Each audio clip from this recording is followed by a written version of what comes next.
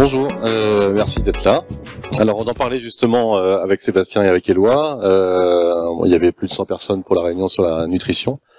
On est une dizaine. Bon, ça en dit long et presque ça nous conforte sur notre action. Je suis un peu agacé, je vous cache pas, mais il faut en prendre acte, il faut observer quelle est la réalité de la situation dans notre discipline. Alors je vais un peu refaire l'histoire de notre volonté de vouloir s'attaquer à ce problème-là dans notre discipline. Donc on a fait notre campagne électorale à partir de 2020. Lors de cette campagne, donc j'ai eu l'occasion de lire le livre écrit par Sébastien sur sa vie. Et donc ça m'a d'autant plus sensibilisé sur cette question-là. Et naturellement, c'est quelque chose qu'on a mis dans notre campagne aussi, avec cette volonté de, si on était élu, si les clubs nous faisaient confiance, d'avancer non seulement sur cette question-là dans la fédération, mais aussi sur tous les sujets sociétaux, pour que notre discipline fasse en sorte que nos licenciés, principalement nos jeunes, soient protégés, apprennent des choses en tant que sportifs, mais en tant que citoyens aussi. On signe bientôt une convention dans quelques minutes, donc avec le Colosse au pied d'argile. Ils vont vous expliquer exactement en quoi consiste cette convention. Donc voilà, on n'est pas très nombreux. On pense que pour s'attaquer à ce problème, il faut le voir en face, il faut le regarder en face, il faut en parler, et on ne cessera pas d'en parler. Notre discipline est une discipline forcément touchée par ces problèmes-là. Moi, je sais que j'ai en tête des noms de personnes, d'amis qui ont été touchés. Et puis il y a des choses qu'on a tues pendant trop longtemps. On a décidé que c'était terminé et on va insister. Et aujourd'hui, ça commence doucement, mais ça commence. Donc on demandera à plus en plus de gens de suivre le chemin qu'on est en train de tracer aujourd'hui. Donc je vais passer la parole au président de la fédération, Éloi. Merci Jean-Baptiste, bonjour à tous. Oui, le sujet de la prévention des violences est un sujet très ancien et en même temps très récent. C'est-à-dire que c'est vraiment sous l'impulsion de Roxana Marcineanu que le ministère des Sports s'est emparé du sujet depuis 2 ans, quelque chose comme ça, 2 ans et demi, avec vraiment l'incitation à libérer la parole, à avoir des témoignages et à imposer des sanctions sur les dirigeants ou sur ceux qui ont trop longtemps fermé les yeux volontairement sur ce qui se passe dans l'univers du sport.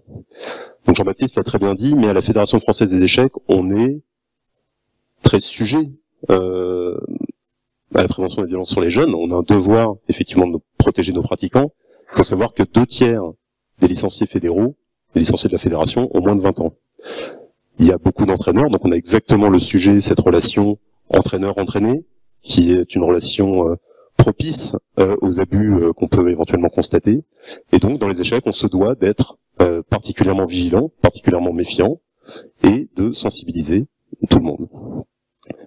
C'est là que je félicite Sébastien Boueil et l'association du Colosse au pied d'argile qui s'est vraiment emparée du sujet et qui, je crois, aujourd'hui va vraiment impacter le monde associatif et l'univers des fédérations sportives par sa structuration, déjà, par son incarnation également, qui sont 2 éléments extrêmement forts. Je sais qu'il y a déjà des ligues qui sont associées, Régis Noiset de l'Aigle Grand Est qui est ici, la Ligue de Bretagne également, et la structuration du Colosse au pied d'argile est donc régionale, départementale, et on va inviter tous nos comités, nos ligues et nos clubs à aller se faire sensibiliser. C'est un peu l'objet de la convention. Donc il y a beaucoup de prévention, on va initier, on va informer, et on va avoir tout le dispositif de suivi et de signalement qui sont également essentiels.